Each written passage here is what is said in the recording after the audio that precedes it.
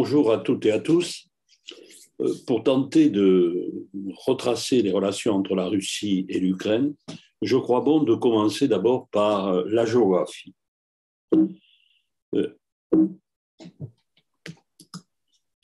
Une géographie ukrainienne où on voit que l'Ukraine, a priori, détient des atouts naturels, mais si on fait un examen critique de ces atouts, on voit aussi les limites. Alors d'abord, il y a un territoire vaste, puisque l'Ukraine occupe 603 000 km² en comptant la Crimée, donc elle est beaucoup plus vaste, à part la Russie, elle est beaucoup plus vaste que tous les autres États d'Europe centrale, la Pologne, la Biélorussie, la Roumanie ou la Hongrie. Ce territoire dispose d'un relief très peu accidenté. L'essentiel est représenté par le plateau de Volhynie-Podolie à l'ouest, qui n'atteint même pas 500 mètres d'altitude. Et pour avoir des montagnes, il faut se déplacer à l'ouest, où les Carpates dominent à 2061 mètres. Et en Crimée du Sud, où se termine une chaîne de montagnes à 1500 mètres. Mais à part donc ces deux sommets, il n'y a aucun obstacle naturel qui ne protège l'Ukraine. Ceci est très important, évidemment, pour la géopolitique. Le climat, bon, c'est un climat continental tempéré, sauf la Crimée, mais qui jouit, le pays jouit d'une excellente hydrographie. Il y a plusieurs fleuves très importants qui se jettent dans la mer Noire. Au centre, le Dniepr, qui parcourt le pays du nord au sud, exactement du nord-ouest au sud-est. Il y a également, à peu près parallèles, de très grands fleuves comme le Dniestre à l'ouest, qui fait bordure avec la Moldavie, le Boug au sud-ouest, la rive gauche du delta du Danube au sud et le Don à l'est. Donc une eau abondante qui, combinée à la très grande fertilité des sols, ces sols, c'est des sols de l'Eus et de Tchernozem, pardon, c'est-à-dire cette terre noire très fertile, explique la présence de cultures sur plus de la moitié de la superficie du pays. La partie centrale, mais aussi dans les provinces orientales. Ces régions donc, ont fait de l'Ukraine ce qu'on appelle un grenier à blé durant des siècles. Et l'Ukraine est toujours classée parmi les grands espaces agricoles de l'Europe. Alors, ce pays est devenu un important producteur agricole, puisque, en ce qui concerne la production de blé, l'Ukraine arrive en 5e position dans le monde, de maïs, pardonnez-moi, de maïs. Pour le blé, c'est 8e rang dans le monde. Donc 5e pour le maïs, 8e pour le blé, 3e pour les pommes de terre, 1er producteur mondial pour le tournesol et 7e pour la betterave à sucre, l'orge et le colza. Donc un très beau palmarès agricole. Le sous-sol de l'Ukraine renferme aussi des matières premières qui ont fondé une industrialisation précoce dès le XVIIIe siècle et massive. Alors, il y a d'abord la production de charbon du Donetsk, donc dans le Donbass, qui a pu représenter jusqu'à environ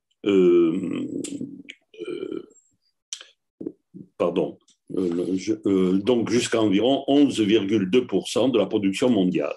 Pardonnez-moi, j'étais déjà sur autre chose. Le minerai de fer, qui se trouve à proximité, les mines de Kryuy-Ri, le minerai de fer de cette région produit 2,7% de la production mondiale. Et donc, cette association charbon du Donetsk, fer de Kryuy-Ri, a donné lieu à la mise en place d'une sidérurgie puissante, aujourd'hui hélas en pleine régression, mais qui a compté, la production de fer, je ne l'ai pas dit, je le dis, est de 2,7 par rapport à la production mondiale. Alors, il y a également d'autres produits, le gaz naturel, 2,7%, ce n'est pas négligeable, mais c'est très insuffisant par rapport à la consommation. Donc, l'Ukraine est obligée d'importer beaucoup de gaz et elle importe pour le moment essentiellement de la Russie. Il y a également une production de manganèse et d'uranium. Donc, ce qu'il faut retenir là, c'est la dépendance très grande vis-à-vis de la Russie. Et, pardon. Maintenant, je voudrais bien souligner, hein, puisque je parle de la Russie, que l'économie ukrainienne est une économie totalement déséquilibrée, et depuis longtemps. Hein. Pendant des siècles, on peut qualifier l'économie ukrainienne d'économie coloniale.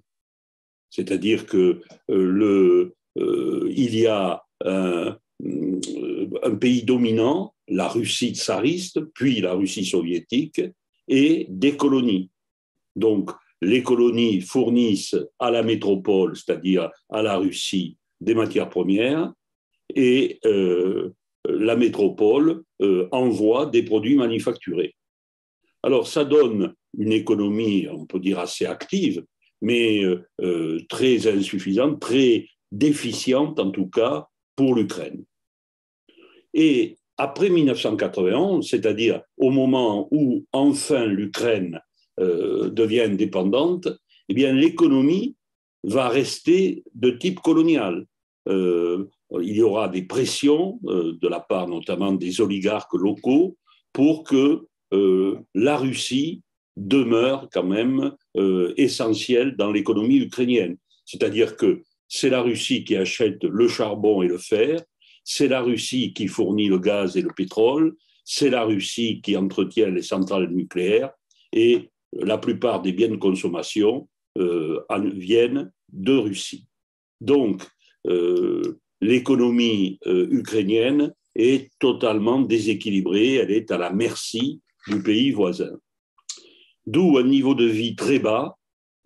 Le produit intérieur brut en Ukraine, d'après le classement du Fonds monétaire international, en 2021 était de 2 963 $ par habitant, ce qui classe, du point de vue donc, du PIB, du PIB, l'Ukraine à la 133e position.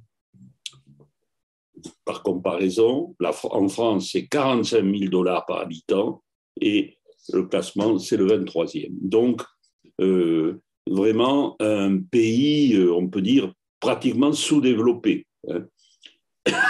Et ceci est accru encore par le fait que la richesse est très mal répartie dans le pays, puisque la partie orientale, donc à droite du trait rouge que j'ai fait, eh bien, le PIB est nettement plus élevé que dans la partie gauche qui demeure essentiellement agricole.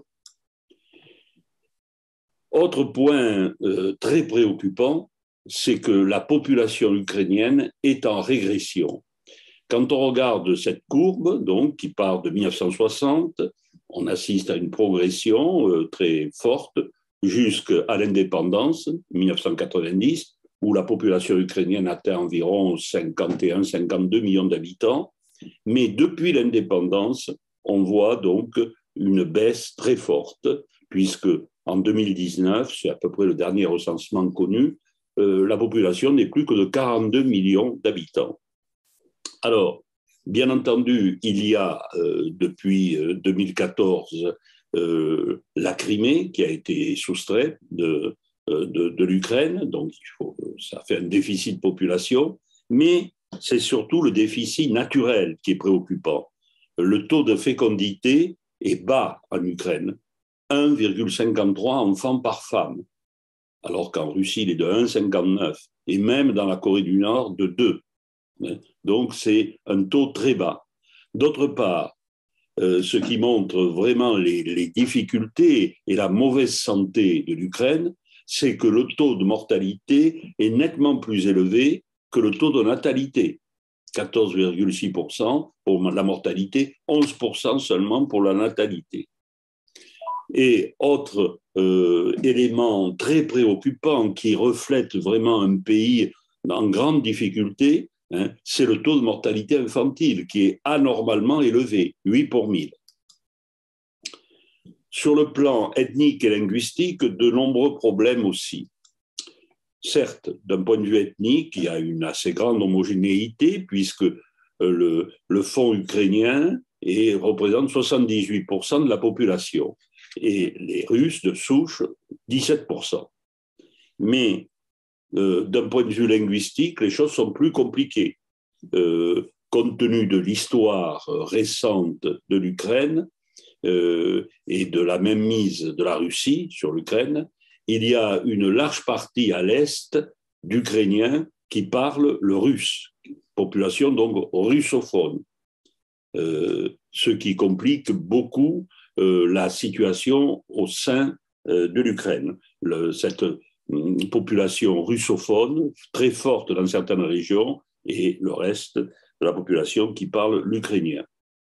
Sur le plan religieux, c'est apparemment une certaine homogénéité, mais puisque près de 70% des Ukrainiens sont orthodoxes, 70% environ.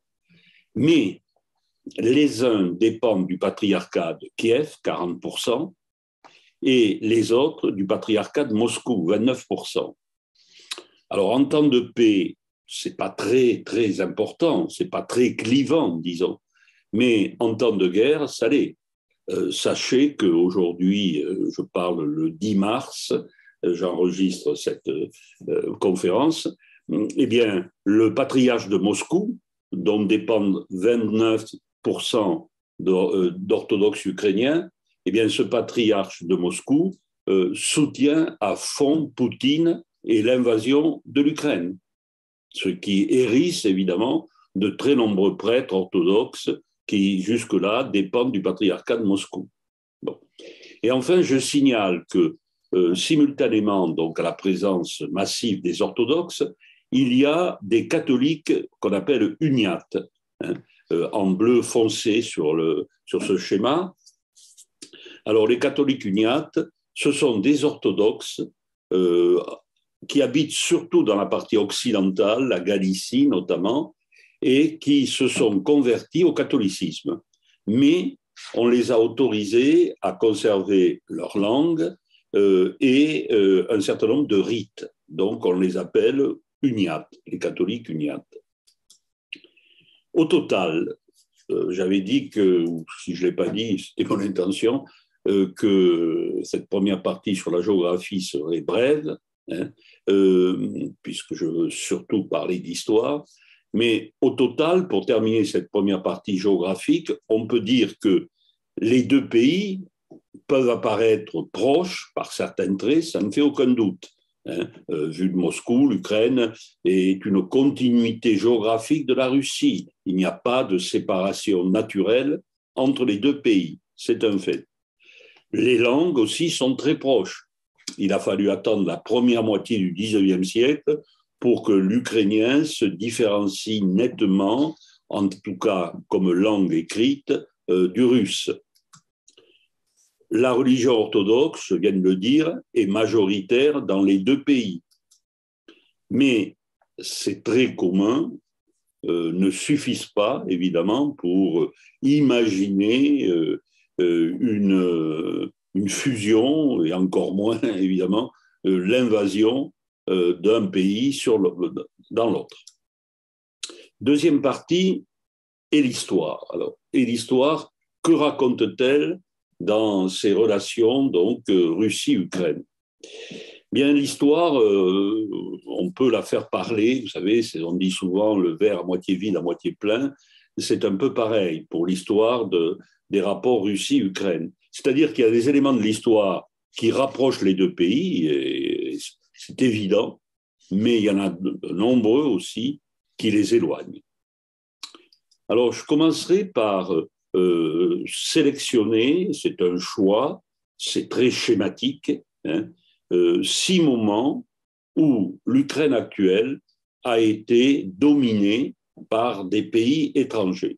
Ça a été d'ailleurs, il faut bien le dire, son histoire, c'est ce qui fait le dénominateur commun depuis des siècles de l'histoire ukrainienne.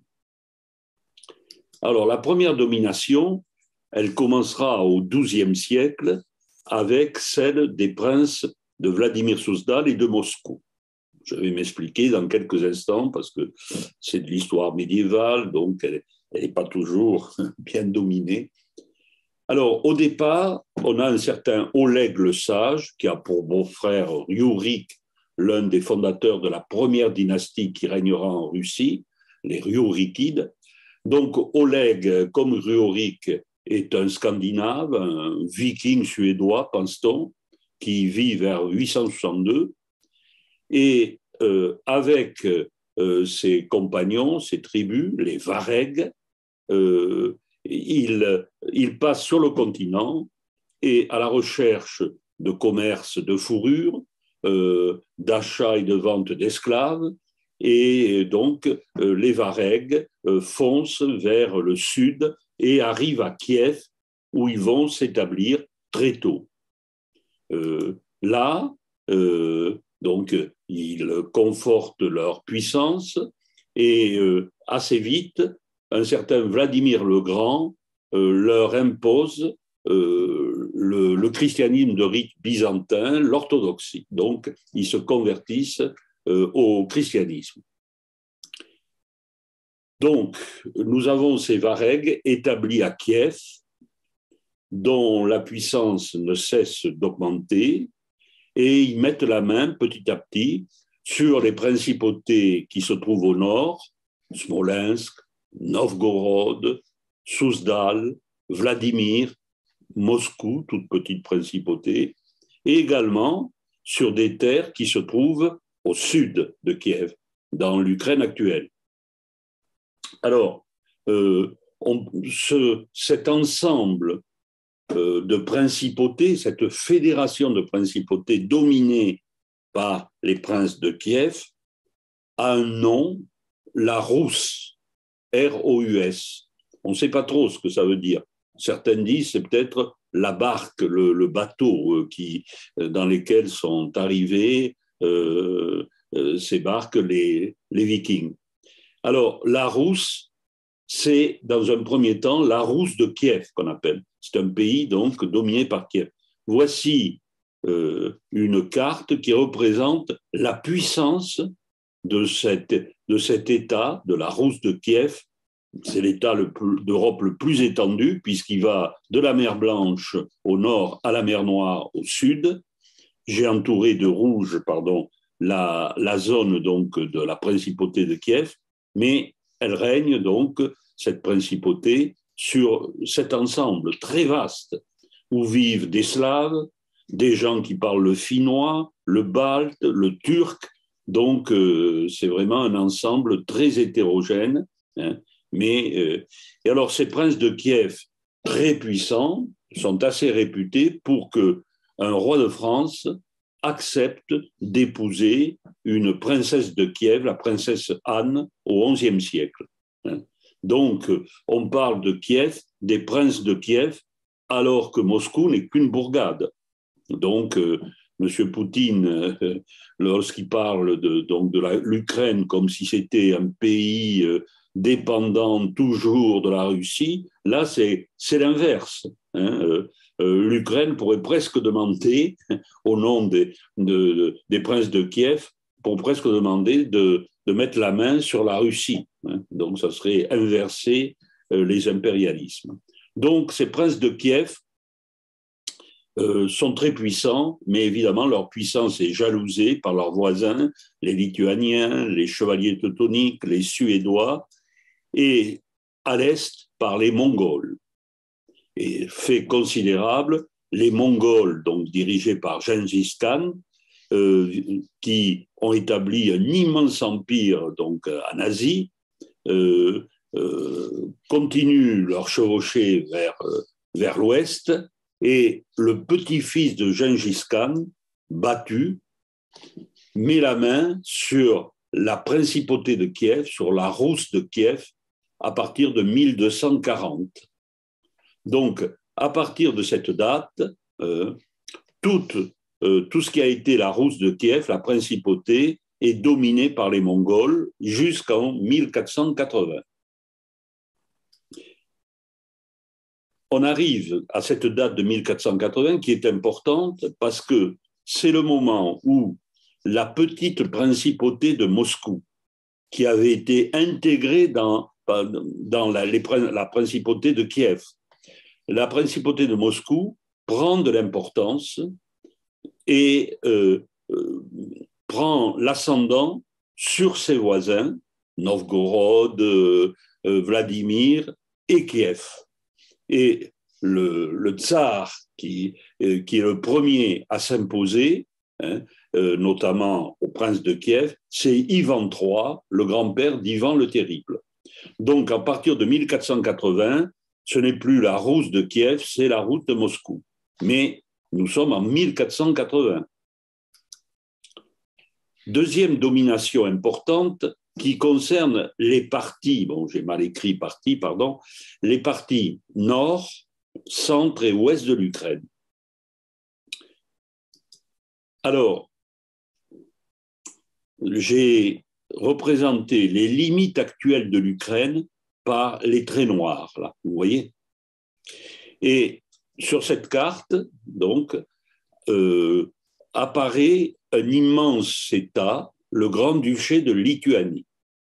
Cet État donc devient très puissant à partir du XIVe et surtout du XVe siècle. Et les grands-ducs de Lituanie mettent la main sur non seulement la zone de Kiev, mais sur une grande partie de la Biélorussie, de la Russie et de la future Ukraine, Volhynie, vous voyez.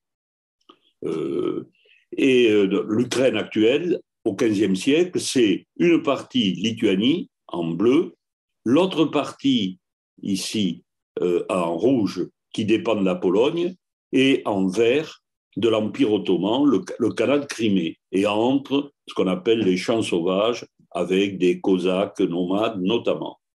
Donc, la région ukrainienne, une bonne partie, au XVe siècle, tombe sous domination lituanienne. Au siècle suivant, XVIe et XVIIe,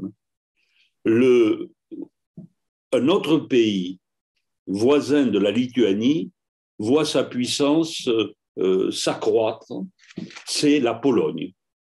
La Pologne, qui s'allie avec la Lituanie, je crois qu'un grand-duc de Lituanie se marie avec une princesse polonaise, et cela forme un royaume à deux têtes, le royaume de Pologne et de Lituanie. Donc nous sommes au XVIe, XVIIe siècle. État énorme, qui, vous le voyez, par rapport à l'Ukraine, couvre à peu près les 2/3 de l'Ukraine. Troisième domination, les Romanov, c'est-à-dire la deuxième dynastie, après les Rurikides, qui va régner sur Moscou. Le premier Romanov à s'intéresser à l'Ukraine, c'est Alexis Ier, qui est le fils du fondateur des Romanov et qui est le père de Pierre le Grand. Alors, voyons dans quelles circonstances Alexis Ier va être amené à s'intéresser à l'Ukraine. Donc, Michel Ier est tsar de Moscovie, et à ce moment-là, il y a une révolte paysanne qui éclate dans la future Ukraine, une révolte donc fomentée par les paysans contre les nobles polonais. Bon, cette zone donc en bleu est occupée par la Pologne et la Lituanie, mais dans cette région essentiellement par les Polonais. Et les nobles polonais se montrent très intransigeants, très durs vis-à-vis de leurs paysans qui sont traités comme des serfs. Et en plus, les Polonais veulent imposer le catholicisme à ces populations orthodoxes. D'où ce mécontentement d'abord et cette révolte. Et dans cette révolte, les paysans font appel à ce qu'ils considèrent comme des frères de l'autre côté du Dniepr, de la partie Achurée, vivent des Cosaques zaporogues notamment. Les Cosaques viennent à l'origine d'Asie centrale, ils étaient nomades, ils sont désormais semi-nomades, ils vivent dans cette zone, ils sont très épris de liberté, d'indépendance, ce sont des guerriers redoutables donc qui habitent là, dans l'Ukraine actuelle. Et les Ukrainiens, encore aujourd'hui, considèrent les Cosaques comme vraiment un des peuples à l'origine de l'Ukraine actuelle. Et le Cosaque est célébré. Donc, ces Cosaques sont émus du sort des paysans en guerre contre la Pologne et décident de les aider. Donc, une guerre éclate entre, d'un côté, les Cosaques et les paysans contre les nobles polonais.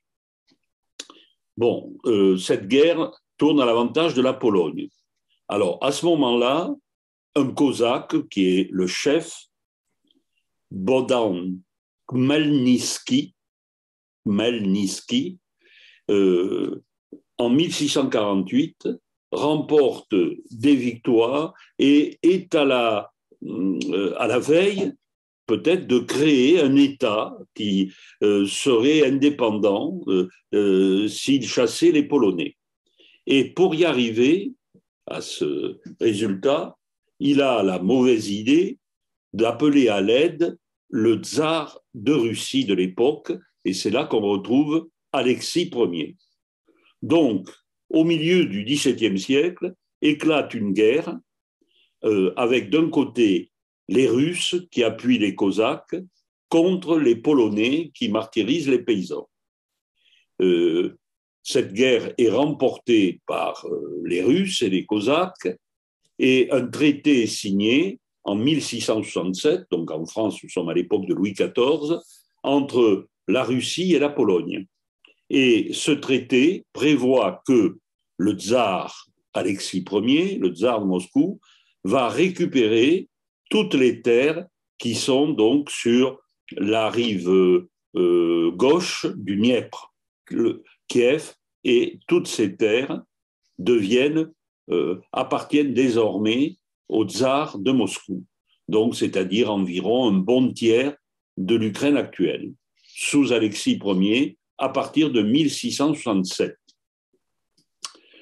Le second tsar qui va s'intéresser de très près à la future Ukraine, c'est une tsarine, c'est Catherine II, donc qui vit un peu plus d'un siècle après Alexis Ier. Catherine II, donc, va mettre la main sur la future Ukraine en deux temps. Premier temps, elle organise une expédition vers le Khanat de Crimée. Le Khanat de Crimée, c'est un territoire qui est sous l'autorité de l'Empire ottoman, mais qui est autonome, et qui est peuplé de Tatars, c'est-à-dire des populations venues d'Asie, qui se sont installées là depuis de très nombreux siècles. Bon, Catherine II et ses troupes, bien sûr, parviennent à exterminer les Tatars, à les chasser, à les tuer, et en 1783, Catherine II, la Russie donc, s'établit sur la Crimée. Donc, les revendications sur la Crimée datent pas du Moyen-Âge, elles datent de 1783. Ça, c'est le premier temps pour Catherine II. Second, donc, j'en profite pour dire qu'elle demande à son amant, Potiomkin, d'être le responsable de la colonisation de ce nouveau territoire de Crimée. Et Potiomkin fait très bien les choses, ça veut dire qu'il chasse les Tatars et qu'il implante des Russes, bien sûr, mais aussi des Allemands, des Français et l'Ukraine va devenir, la Crimée, pardon, va devenir très vite un territoire prospère, à la fois du point de vue agricole et bien sûr d'un point de vue commercial, puisque placé au nord de la mer Noire. Deuxième temps, Catherine II s'intéresse beaucoup à la Pologne. Quand j'ai parlé de la Pologne il y a un instant, c'était pour dire qu'au XVIe et XVIIe, la Pologne était un très grand État qui s'unissait d'ailleurs avec la Lituanie, un des États les plus puissants d'Europe.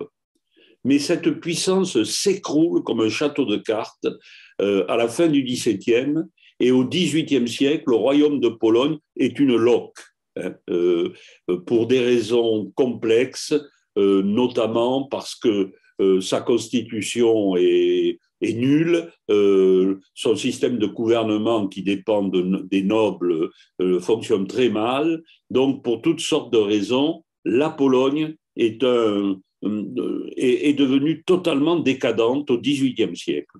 Ce qui fait envie aux États qui l'entourent, c'est-à-dire la Russie, l'Autriche-Hongrie et la Prusse. Et la Pologne va être dépecée, il n'y a pas d'autre mot, à trois moments, par les trois pays que je viens de citer, la Russie, l'Autriche-Hongrie et la Prusse. Le premier partage a lieu en 1772. Je n'en parle pas parce que ça ne concerne pas l'Ukraine, mais le second partage, donc opéré par Catherine II, intéresse beaucoup l'Ukraine, puisque la Russie prend, vole, envahit toute la zone ouest de la Volhynie-Podolie à partir de 1793-1795. Donc, on peut dire qu'à partir de la fin du règne de Catherine II, en gros, à partir de 1800, si vous voulez, la Russie tsariste possède les 9/10 de la future Ukraine, et il faut attendre quand même ce moment-là. Le reste, la Galicie orientale, dépend du royaume d'Autriche, et ensuite il y a quelques petits territoires comme la Bucovine ici, la Ruthénie subcarpatique, je ne veux pas entrer dans les détails, qui sont encore soit dans l'Empire d'Autriche-Hongrie, soit dans l'Empire ottoman. Mais aussitôt, les tsars qui ont mis la main donc sur l'essentiel de l'Ukraine s'emploient à russifier, comme on dit, totalement l'Ukraine. Le nom même d'Ukraine est banni. En Russie, on ne parle plus d'Ukraine, c'est interdit. On l'appelle la Petite Russie. La langue ukrainienne va être pourchassée et finalement interdite en 1876. Certes, l'économie de l'Ukraine se développe beaucoup, mais uniquement, je l'ai dit tout à l'heure, c'est le système colonial au profit de l'Empire russe. Tout le blé, tout le sucre sont exportés vers la Russie. Une immigration russe très très forte, formée d'ouvriers, mais aussi de bourgeois, s'intensifie durant tout le XIXe siècle. Et c'est le moment où le Donbass, la région du charbon et du fer, est peuplée de Russes, d'ouvriers russes. Et dans les villes, Kiev notamment, surtout Kharkov, une bourgeoisie russe s'établit. Alors, qu'est-ce qui se passe? Voilà. Alors, russification intense de la future Ukraine. Y a-t-il une résistance déjà? Oui. Mais cette résistance, elle est le fait essentiellement de l'élite ukrainienne, surtout des intellectuels. Et elle a deux foyers de prise de conscience nationale au XIXe siècle. C'est très important. Le premier foyer où se développe le nationalisme ukrainien, c'est dans les deux villes de Kiev et Kharkov. Kharkov en russe, Kharkiv en ukrainien. Regardons un petit peu ce qui se passe là. Qu'est-ce que c'est le nationalisme ukrainien? Eh bien, il part de l'université de Kharkiv. Dans cette université, en effet, les enseignants, historiens, géographes, philologues, comment dirais-je, conjuguent leurs efforts pour définir ce qu'on peut appeler les spécificités ukrainiennes, c'est-à-dire la langue ukrainienne. C'est à cette époque que la langue ukrainienne se différencie du russe et devient une véritable langue nationale. L'histoire de l'Ukraine, l'histoire des Cosaques, par exemple, la littérature populaire ukrainienne, tout cela, donc, est sauvé, étudié à l'université de Kharkov. Il y a également dans cette zone, Kiev-Kharkov, une confrérie qui voudrait se développer, qui s'appelle Saint-Cyrille et Méthode, qui est fondée en 1846, qui veut abolir le servage, car n'oubliez pas que dans l'Empire russe, c'est toujours le servage, dans cette première moitié du 19e, veut établir l'égalité sociale et voudrait mettre fin à la domination russe. Mais très vite, la police du tsar veille et tous les membres de la confrérie sont arrêtés dès décembre 1946 et lourdement condamnés. Il y a aussi le rôle dans cet éveil du nationalisme ukrainien d'un poète que j'appellerais le Victor Hugo ukrainien, Taras Shevchenko, qui est peintre, mais qui est surtout poète, et qui est l'équivalent de Mickiewicz en Pologne ou de Pétofi en Hongrie. C'est un homme qui est violemment anti-tsariste, qui est pour l'autonomie de l'Ukraine. Plus que l'autonomie, il souhaite la création d'un véritable État ukrainien. Donc Shevchenko est bien entendu toujours très populaire en Ukraine. Il y a des sociétés secrètes, comme les Romadas, au sein de l'intelligentsia toujours, des intellectuels. Mais ces sociétés clandestines, bien sûr, sont pourchassées par la police du tsar et c'est très difficile pour elles, pour ces sociétés, surtout qu'elles veulent rejeter radicalement le pouvoir russe, de perdurer. Et enfin, je signalerai dans cette description du nationalisme ukrainien au 19e que un des moments très forts de ce qu'on appelle la révolution de 1905 en Russie, qui va imposer au tsar Nicolas II une constitution, eh bien, une partie de cette révolution se déroule en Ukraine, exactement en Crimée, exactement près du port d'Odessa. C'est la mutinerie du cuirassé Potemkin. Il y a un second foyer de nationalisme tout à fait à l'ouest, autour de la ville de Lviv ou Lvov, exactement en Galicie orientale, qui, je le répète, n'est pas intégrée à l'Empire russe, mais à l'Empire d'Autriche, mais qui fera partie de la future Ukraine. Et là, en Galicie orientale, eh bien, il y a un mouvement assez fort de nationalistes, d'autonomistes. On s'en rend compte pour la première fois en Europe lorsqu'éclate la révolution de 1848-1849 dans l'Empire d'Autriche. Là, des députés sont envoyés de toutes les provinces de l'Empire d'Autriche-Hongrie, notamment de Galicie, et les députés de Galicie disent à Vienne, à la tribune, pour la première fois, nous sommes une partie des 15 millions d'Ukrainiens qui habitent la Russie du Sud, le sud-est de la Pologne, la Galicie et la Hongrie du Nord. Et sous-entendu, nous aimerions exister pour nous-mêmes. J'ajoute que dans ce foyer nationaliste de la Galicie, le clergé uniate, c'est-à-dire les orthodoxes convertis au catholicisme, joue un rôle très important. Et enfin, je dirais qu'il y a des relations fortes entre les deux foyers, le foyer de Kiev et de Kharkov et le foyer de Galicie.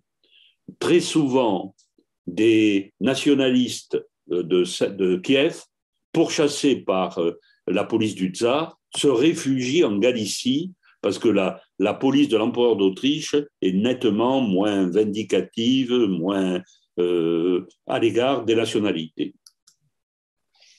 Quatrième domination, les bolcheviks.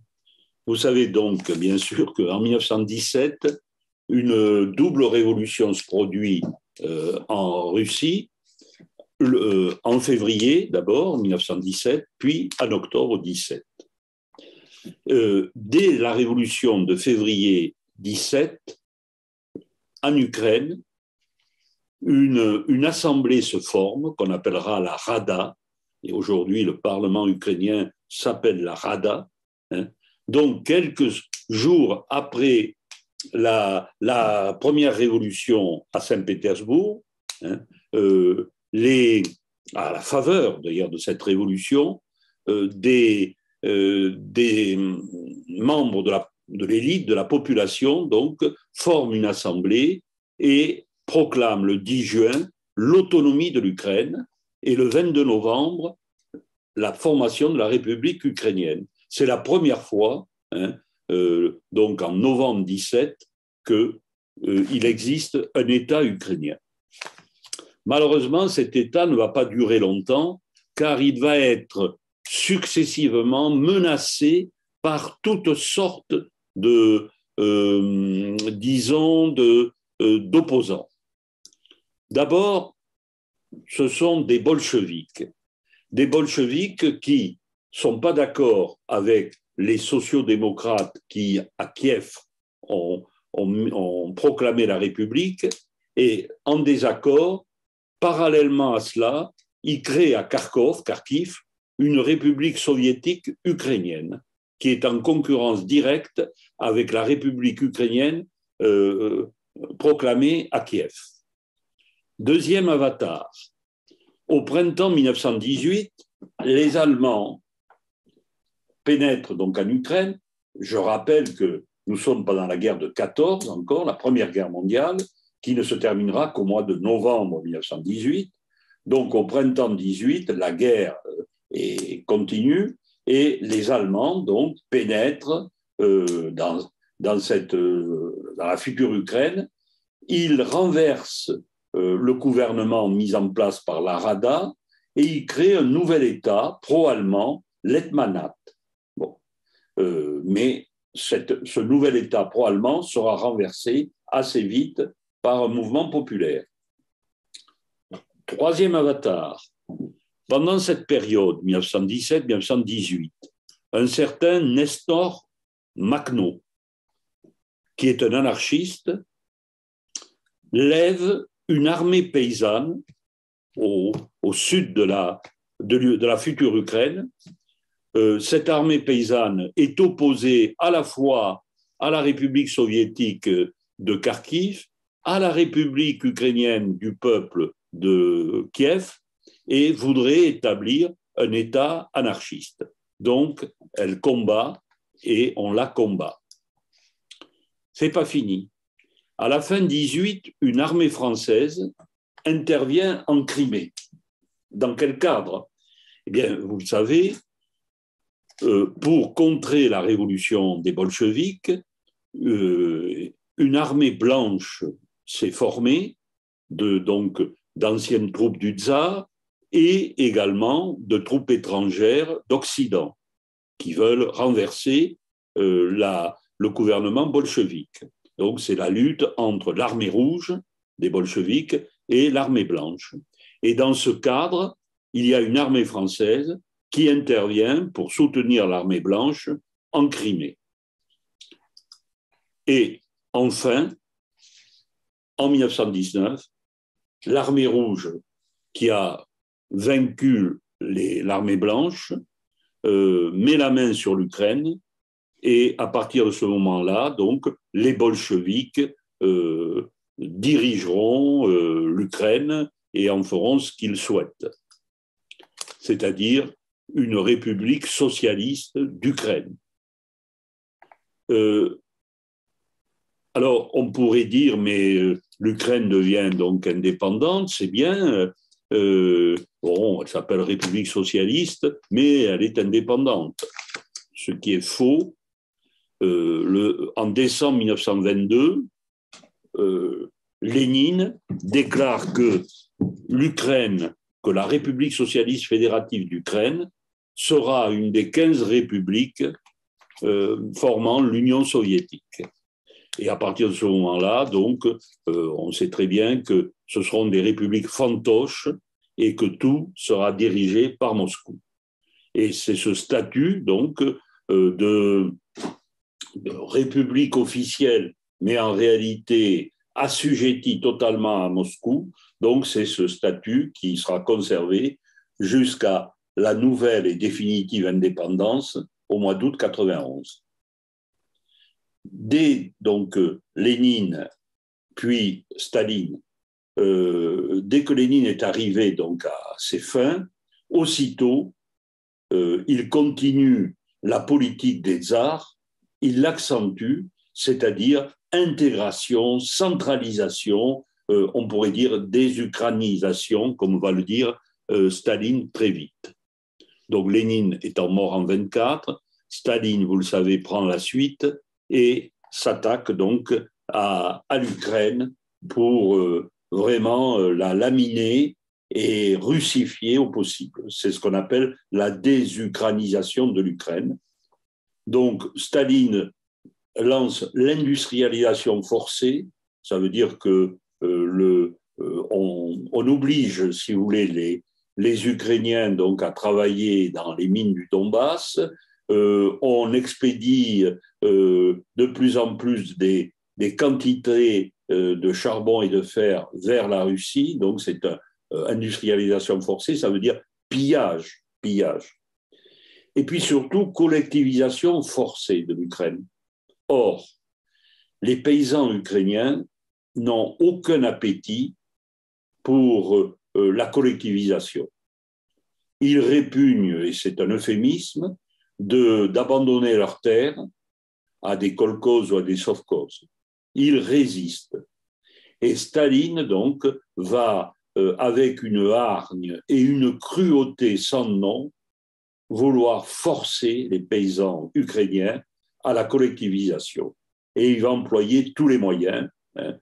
Dans un premier temps, il va augmenter les quotas, c'est-à-dire que les paysans vont devoir livrer des quantités impensables de leur récolte, de leur production à l'État, tout cela partant la plupart du temps d'ailleurs vers la Russie, si bien qu'au bout de quelques mois et de quelques années, les récoltes chutent, les paysans n'ont plus aucune envie de travailler comme des bêtes pour nourrir les Russes.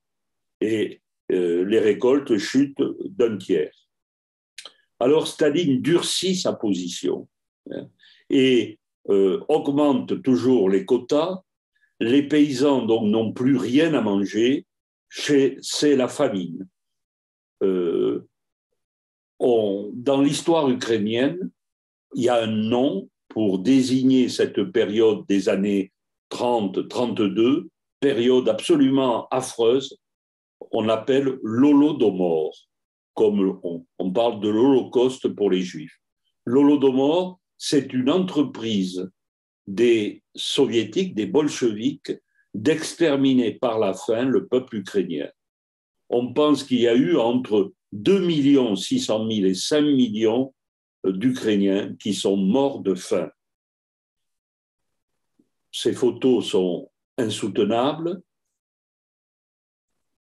Je vous renvoie à un film qui est passé récemment à la télévision, L'ombre de Staline, qui raconte, c'est presque un documentaire, comment un journaliste du Pays de Galles a réussi à passer en Ukraine, parce que Staline interdisait à tous les étrangers de pénétrer dans l'Ukraine affamée. Il a réussi et il est rentré et a porté témoignage de cette grande famille. Ça s'appelle L'ombre de Staline. Donc, l'Holodomor, voici comment celui que je considère personnellement comme le meilleur spécialiste de l'histoire de la Russie contemporaine, Nicolas Wertz, comment il décrit l'organisation de cette famine, la manipulation, l'instrumentalisation par Staline. Staline est parfaitement informé de la situation catastrophique des kolkhozes, mais il refuse de baisser le niveau des prélèvements et au contraire, il accentue. Le but, c'est de casser la résistance de la paysannerie ukrainienne. Et à partir de l'été 1932, Staline aggrave intentionnellement la famine pour briser dans l'œuf le nationalisme ukrainien. Est-ce un génocide? Plutôt oui. Donc, quand Poutine parle à la larme à l'œil des frères ukrainiens, il faut savoir que les frères ukrainiens n'ont pas oublié cette partie de leur histoire. Donc, ça se passe dans les années 32. Quelques années plus tard, vous le savez, c'est le pacte germano-soviétique, donc au mois d'août 1939, qui est signé par Hitler et par Staline.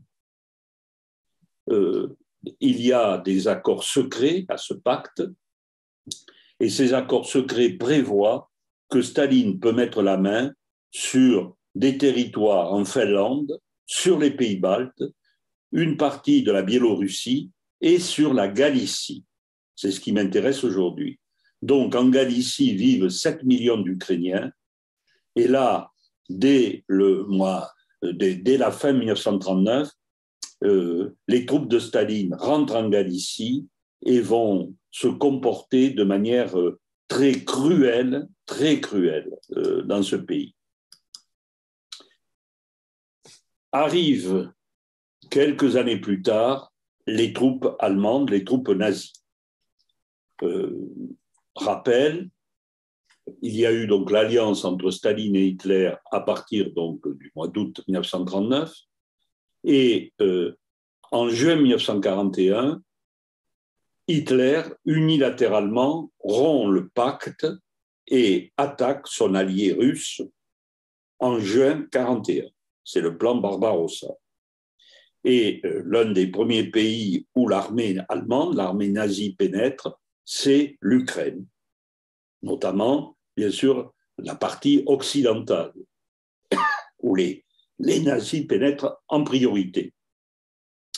Cette photo résume bien l'accueil chaleureux qui est fait aux nazis dans la Galicie, qui a été martyrisée par Staline, et dans la partie occidentale de l'Ukraine. Vous voyez ces jeunes filles ukrainiennes qui ont des fleurs pour distribuer aux officiers nazis.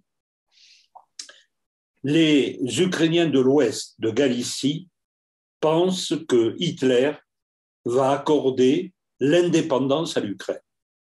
Donc, plutôt que les bolcheviks qui les ont martyrisés, ils pensent que les nazis vont les favoriser.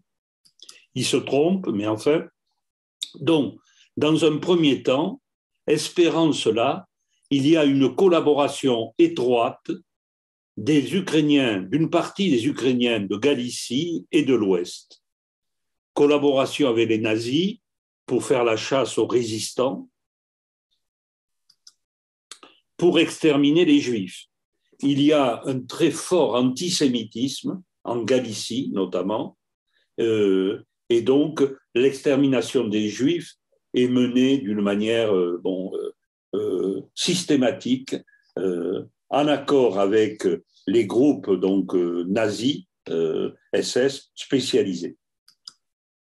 Des nationalistes ukrainiens s'enrôlent, les uns dans la Wehrmacht, ils forment la Légion ukrainienne, et d'autres dans les SS, dans la Waffen-SS. Il y a une division qui s'appelle SS Galicie, de 26 000 hommes, qui va commettre des horreurs comme les autres SS. Donc, tout ceci est connu, avéré, on ne le nie pas. Mais il convient de comprendre qu'il s'agit d'une partie des Ukrainiens, surtout de la partie de la Galicie, de la province de Galicie.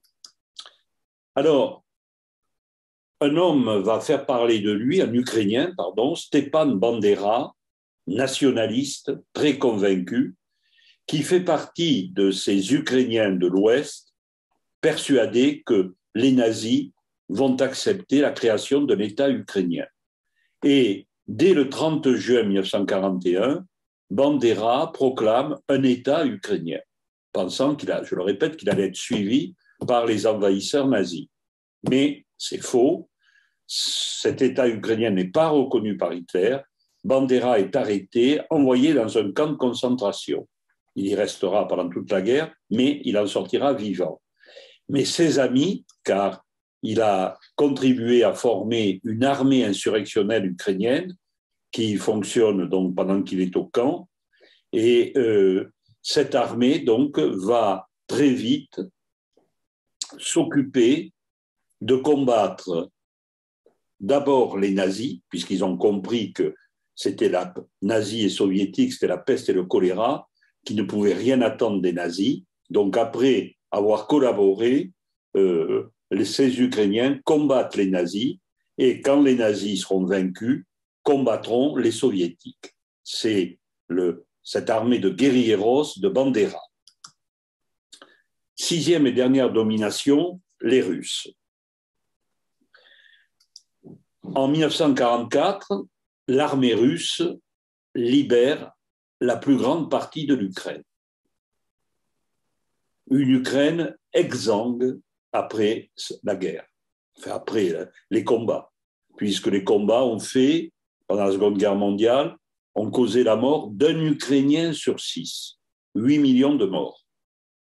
Donc vous voyez, si on fait cette arithmétique terrible, dans les années 30-32, l'Holodomor, qui aurait fait entre 3 millions et 5 millions de morts par la famine, les 8 millions de morts par la guerre. Hein. Donc, ces Ukrainiens ont vraiment subi les pires choses.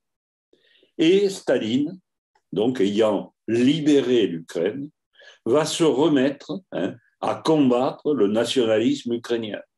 C'est une idée fixe dont Poutine a hérité. Alors, combattre le nationalisme ukrainien, c'est d'abord, évidemment, essayer de tailler en pièces les guerrilleros de Bandera. Bandera, donc, je le répète, après avoir collaboré avec les nazis, combattu les nazis ensuite, il combat désormais les soviétiques.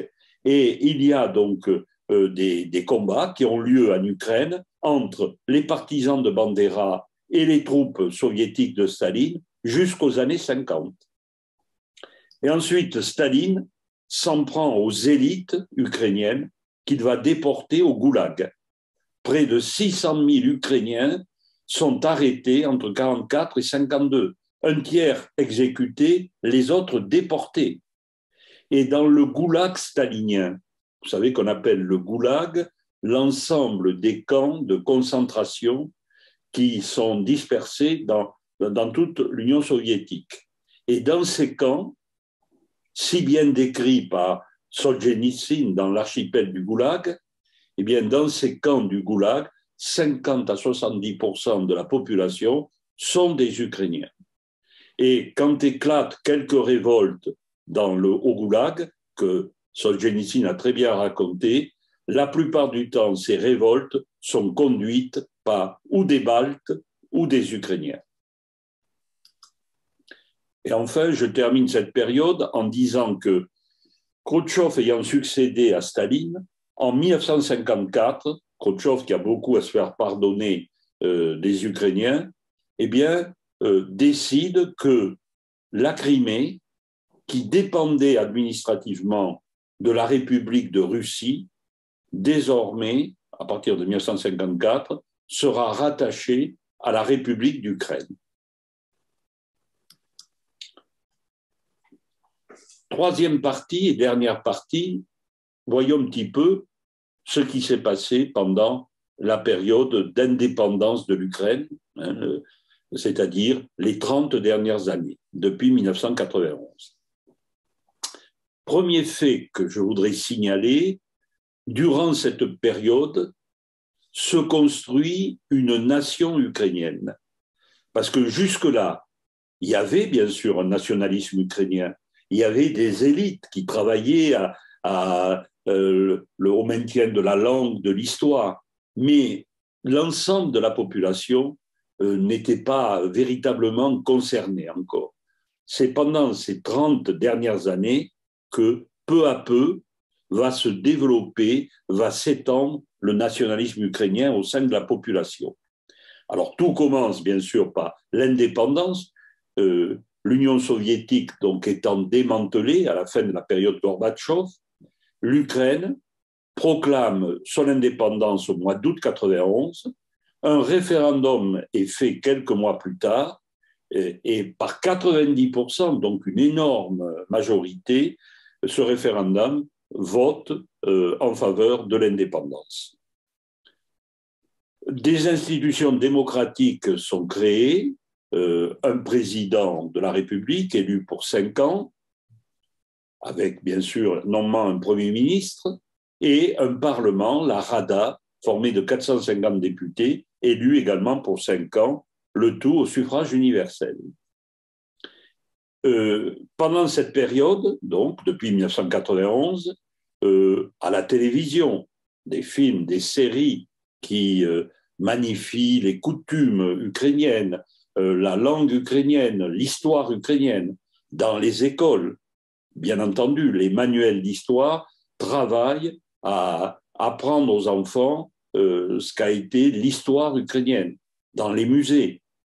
Et puis surtout, lors de 2 manifestations populaires dont je parlerai dans quelques instants, qui se déroulent en 2004 et en 2014, se développe justement le nationalisme ukrainien.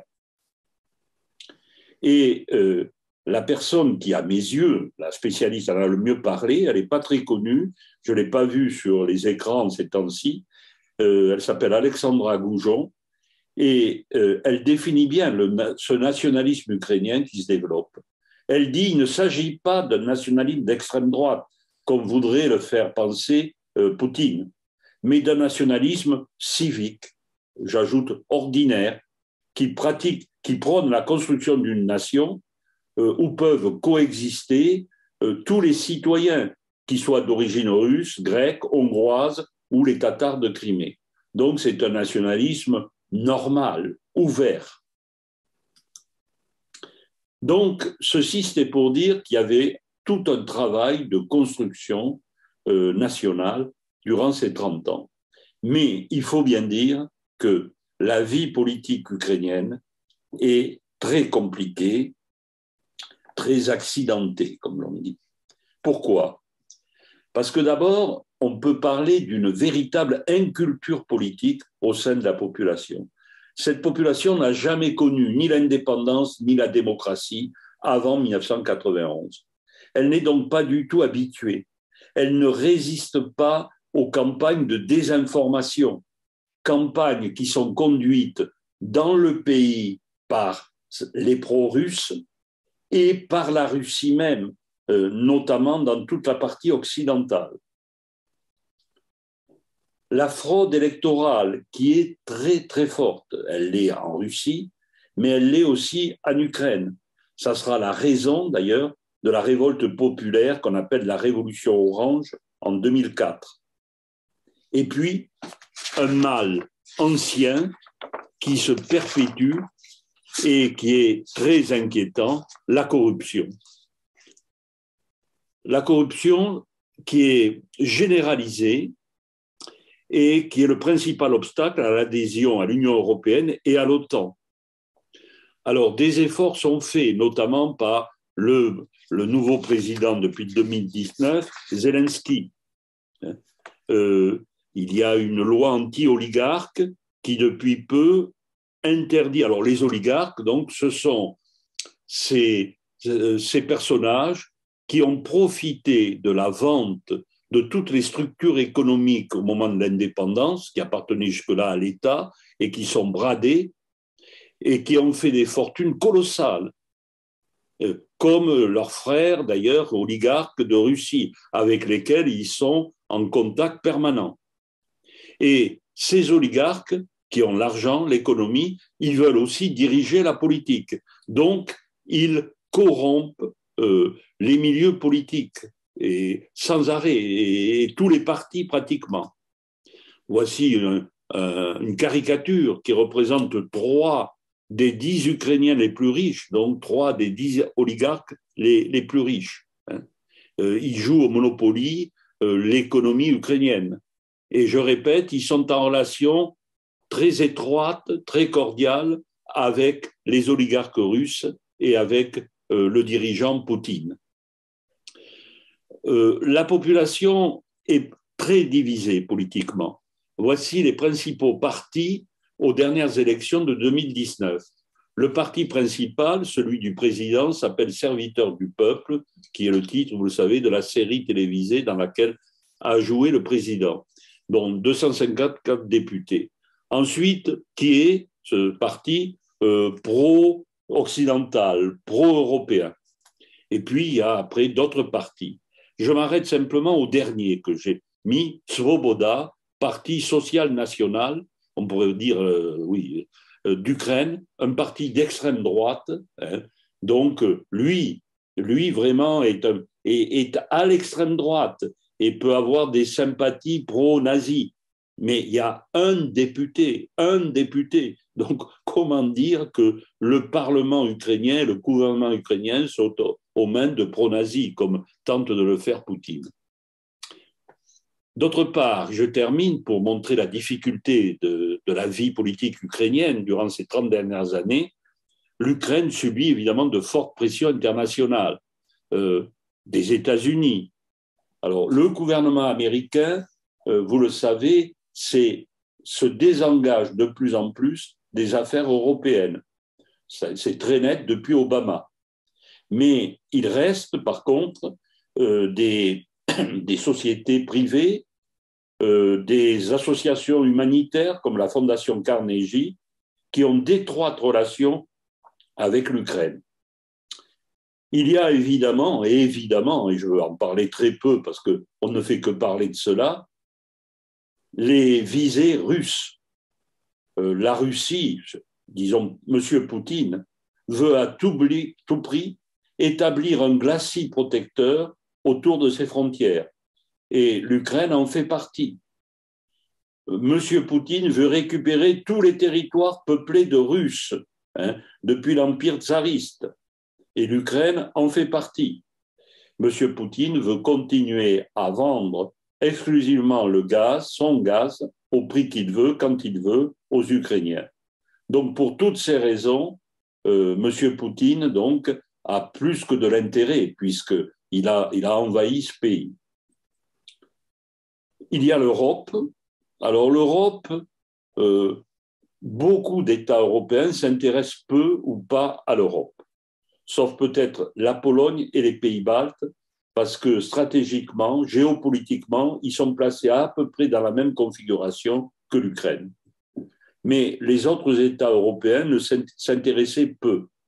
De même, les États européens d'Occident, à part la France et l'Allemagne, qui dépendent du gaz de la Russie, plus ou moins selon la France et l'Allemagne, mais qui en dépendent, s'intéressent à l'Ukraine, mais avec le souci de ne pas déplaire à la Russie. Donc, l'Europe a quand même une politique très prudente, très frileuse vis-à-vis de l'Ukraine, jusqu'à l'invasion en tout cas. Citons la Chine, car contrairement, enfin, on ne le sait pas, mais la Chine devient un des premiers partenaires sur le plan du commerce, avec un total d'échanges qui atteint presque 20 milliards. D'autre part, ce qu'on ne sait pas en général, c'est que l'Ukraine vend une grosse quantité d'armement à la Chine. Donc, de fortes pressions internationales. Alors, c'est dans ce contexte que j'ai décrit à grands traits, c'est-à-dire développement du sentiment national, mais une vie politique très entravée, que vont se produire 2 mobilisations dans les années récentes, populaires. La première, on l'appelle maintenant, et on l'appellera dans les manuels, Maïdan 1. Maïdan, ça veut dire place en ukrainien. Et Maïdan, ça veut dire surtout la place principale de Kiev, où se sont déroulées les manifestations. Donc, en fin 2004, commence ce qu'on a appelé la révolution orange. J'explique. Depuis l'indépendance, il y a eu deux présidents à la tête de l'Ukraine, Kravchuk et Kuchma, qui a fait deux présidences. Deux présidents tout à fait tournés vers la Russie de Poutine. En 2004, se produisent les élections présidentielles pour préparer donc la succession de Kuchma. À ces élections se présentent deux candidats. À gauche, Yanukovych, qui est un candidat pro-russe, et à droite, Yushchenko, candidat pro-européen. Les choses sont, vous le pensez bien, plus compliquées que j'ai l'air de le dire. Mais en gros, c'est cela. Au premier tour, les candidats sont pratiquement à égalité. Au second tour, c'est Yanukovych qui l'emporte, le candidat pro-russe. Si on regarde une carte, on n'est pas très étonné, on s'aperçoit que le candidat pro-russe est soutenu essentiellement par la partie orientale, Crimée, Donbass, partie sud et orientale, alors que le candidat pro-européen est soutenu par tout le reste de l'Ukraine.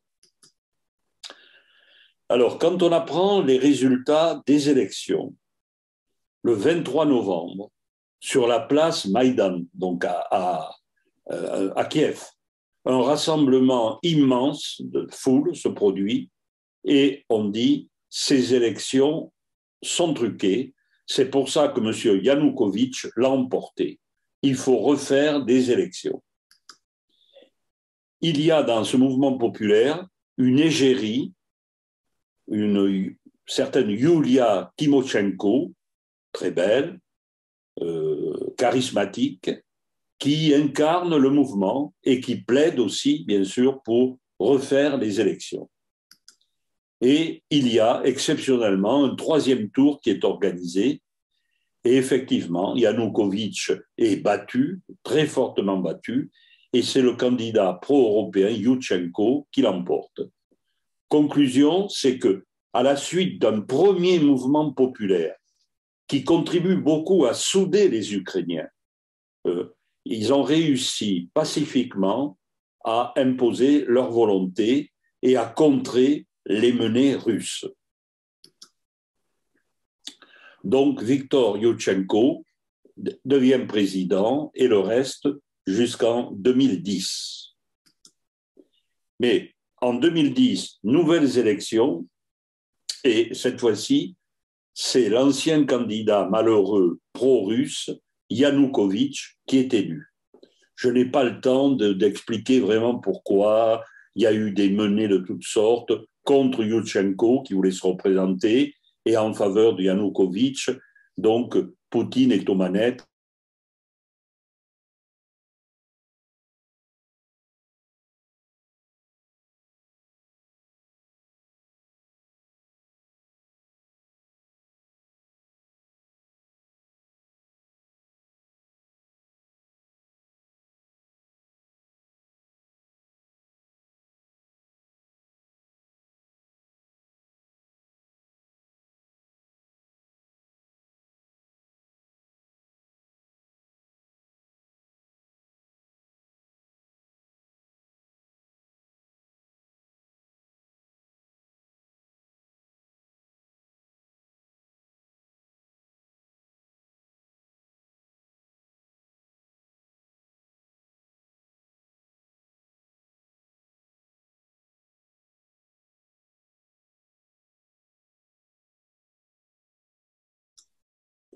Alors, je reprends parce qu'on me dit que le son était coupé.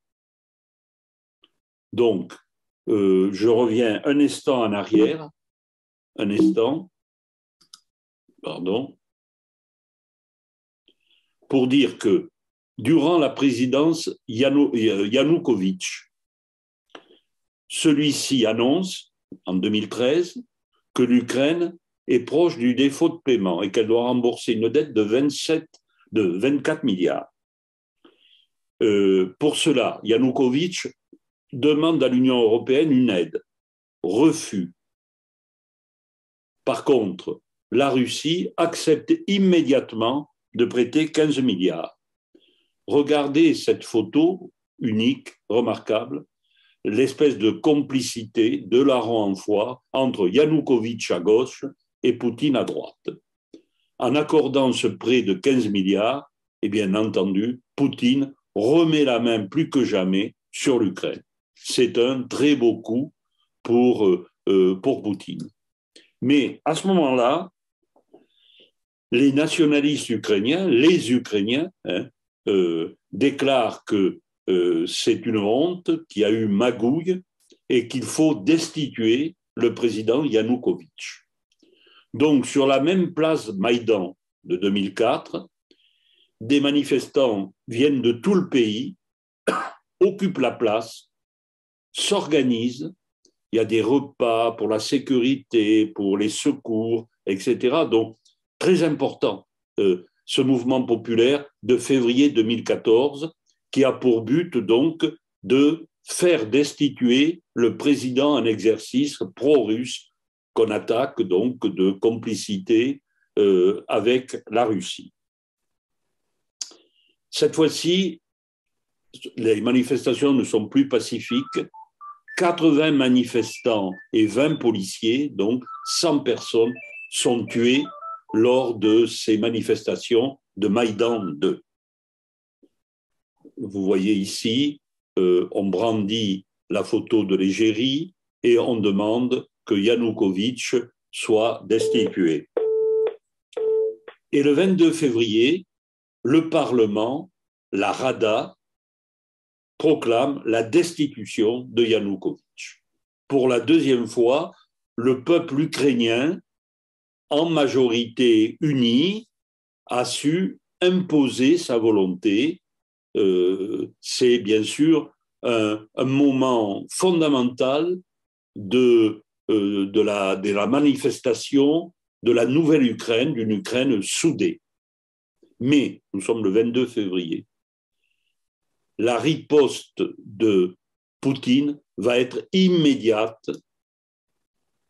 Première riposte, aussitôt des troubles éclatent dans le Donbass, c'est-à-dire dans la région du charbon et du fer, peuplée donc de russophones en majorité, travaillée à fond par la propagande russe, et aussitôt donc des troubles très graves, et on commence à entendre la chanson, disons, d'une autonomie du Donbass et pourquoi pas d'un rattachement du Donbass à la Russie. C'est la première réaction de Poutine. Deuxième réaction, peu après, la Crimée annonce qu'elle refuse de reconnaître le nouveau président qui a été élu à la place de Yanukovych, qui est un certain donc Porochenko, et qui, le Parlement criméen, parce que la Crimée, ce n'est pas un pays indépendant, c'est un oblast, une région, si vous voulez, avec une assemblée. Et donc, ce Parlement criméen vote l'organisation d'un référendum pour rattacher la Crimée à la Russie. Et le 18 mars, après référendum, la Crimée est rattachée à la Russie et Poutine triomphe. Pardon, je ne sais pas ce qui se passe, ce n'est rien. Alors,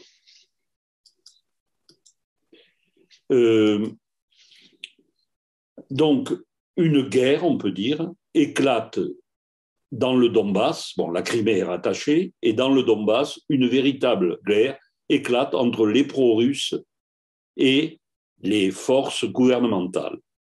Et en 8 ans, cette guerre, il ne faut pas avoir peur d'appeler cela une guerre, déclenchée par la Russie, donc dans le Donbass, a fait quand même 14 000 morts, 30 000 blessés, 2 millions de réfugiés. Donc pour nous, la guerre a commencé avec l'invasion de l'Ukraine. En réalité, elle a débuté dès 2014 et s'est limitée pendant un temps au Donbass. Donc c'est Porochenko qui est pro-européen, qui remplace Yanukovych. Et en 2019, Porochenko n'est pas élu. C'est un jeune, Zelensky, un ancien acteur, donc, enfin un acteur, pas un ancien, un acteur de cinéma, de télévision, qui s'est fait connaître par une série extrêmement populaire, hein, qui racontait l'histoire d'un acteur devenu président de l'Ukraine. Hein. Et il y a curieusement une espèce de confusion dans l'esprit des gens, et on veut que cette histoire, qui était une histoire fictive, devienne réalité. Zelensky, donc, à 41 ans, est élu à une forte majorité, puisque au second tour, il remporte 73% des voix. C'est un juif russophone, il parle pas très bien l'ukrainien, hein, du centre-ouest de l'Ukraine. Hein, donc, et je rappelle que à ces élections, le candidat d'extrême droite à la présidentielle a fait moins de 2%. Donc, dire que Zelensky est un pro-nazi, c'est plus que ridicule, puisque c'est un juif d'origine, si vous voulez, un russophone, hein, et dire que c'est peuplé de nazis, comme dit Poutine, le gouvernement et tout, c'est ridicule, 2% le candidat d'extrême droite. Bien. Néanmoins, la nomination, l'élection, pardon, de Zelensky apparaît à Poutine sans doute comme un nouveau coup dans son plan, hein, pour mettre la main sur l'Ukraine. Voilà pourquoi. Ah, je ne sais pas ce qui se passe. Le 24 février 2022, donc, Poutine décide tout simplement d'envahir l'Ukraine pour mettre l'Ukraine au pas, ce qu'il essayait depuis des années de différentes façons. Eh bien là, c'est la force la plus brutale qui est déchaînée par Poutine. Merci. Si cette vidéo vous a plu, vous pouvez nous rejoindre à l'Université du temps libre de Tarbes et de Bigorre à l'adresse utl-tb.info. Vous pouvez aussi nous encourager en cliquant sur le pouce vers le haut. Les commentaires de soutien sont également les bienvenus. Et n'oubliez pas, si ce n'est déjà fait, de vous abonner. Merci et à bientôt.